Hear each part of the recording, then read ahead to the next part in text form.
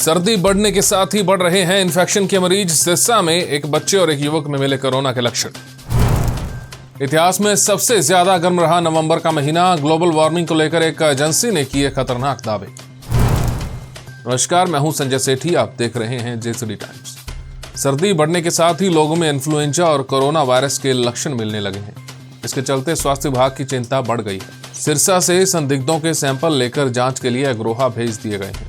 वीरवार को एक बच्ची और एक युवक में कोरोना के लक्षण मिले हैं। इसके साथ ही दोनों बच्चों और एक व्यक्ति में इन्फ्लुएंजा के लक्षण भी मिले हैं। सिरसा डबवाली बाईपास रोड पर कल देर रात वाहन और राहगीरों को लूटने की योजना बना रहे 15 युवकों को पुलिस ने घेर कर दबोच लिया। युवकों के पास तेजधार हथियार, डंडे और बैटरी भी मिली है। सिविल लाइंस पुलिस ने इन युवकों के खिलाफ केस दर्ज कर लिया है और आरोपियों को कोर्ट में भी पेश किया जा चुका है। सिरसा के डबवाली में निर्माणाधीन एक मकान की साझी दीवार को लेकर पड़ोसियों में झगड़ा हो गया। झगड़ा इतना बढ़ गया कि इसमें एक महिला की मौत हो गई। पुलिस ने दंपति और उसके बेटे के खिलाफ हत्या का मामला दर्ज कर जांच शुरू कर दी है। नगर परिषद सिरसा में भ्रष्टाचार पर नकेल कसने के लिए सरकार ने फ्लाइंग स्क्वाड की टीम तैयार की है। भ्रष्टाचार के मामले में जांच करने के लिए फ्लाइंग स्क्वाड के इंचार्ज नगर निगम हिसार के अतिरिक्त निगम आयुक्त डॉक्टर प्रदीप हुड्डा को नियुक्त किया गया है। अभी तक सिरसा नगर परिषद संबंधी कोई भी शिकायत उनके पास मुख्यालय में नहीं पहुंची। कांग्रेस के राज्यसभा सांसद धीरज साहू और उसके करीबियों के ठिकानों पर आयकर विभाग की छापेमारी में 200 करोड़ रुपए कैश बरामद किए गए हैं। गौरतलब है कि छापेमारी में 9 अलमारियां नोटों से भरी पाई गई थी और नोटों को गिनने के लिए मशीनें मंगवानी पड़ी। रिपोर्ट के मुताबिक 200 करोड़ रुपए की गिनती हो चुकी है और अभी भी नोटों की गिनती जारी है। ऐसे में जब्त रकम अभी और बढ़ सकती है। केंद्रीय एविएशन मंत्री ज्योतिरादित्य सिंधिया ने आज रेलवे और एविएशन सेक्टर का फ्यूचर प्लान देश के सामने रखा। उन्होंने बताया कि 2030 तक भारत में 200 से ज्यादा एयरपोर्ट होंगे। वहीं वर्तमान में 23 वंदे भारत एक्सप्रेस चल रही हैं, उन्हें 2047 तक बढ़ाकर 4500 तक पहुंचा दिया जाएगा।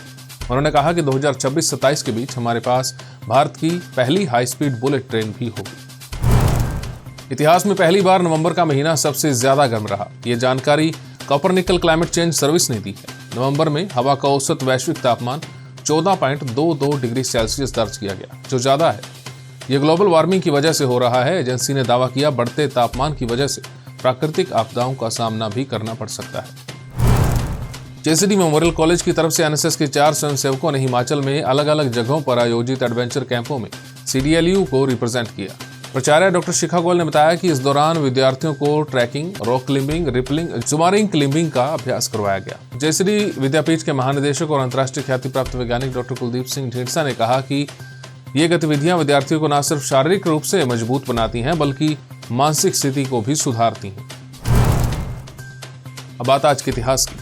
8 दिसंबर 1967 को तत्कालीन सोवियत संघ के रीगा बंदरगाह पर पहली सबमरीन कलवरी को भारतीय नौसेना में शामिल किया गया था। उस वक्त सोवियत संघ का हिस्सा रहा रीगा अब लात्विया की राजधानी है। जुलाई 1968 में कलवरी भारत के विशाखापट्टनम पहुंची। रीगा से विशाखापट्टनम पहुंचने में इस सबमरीन को 3 महीने लगे। इस दौरान उसने 30,500 किलोमीटर से ज्यादा का सफर किया। भारतीय नौसेना में शामिल होने के लिए 4 साल के बाद ही इस सबमरीन ने 1971 में भारत पाकिस्तान के युद्ध में अपने जौहर दिखाए।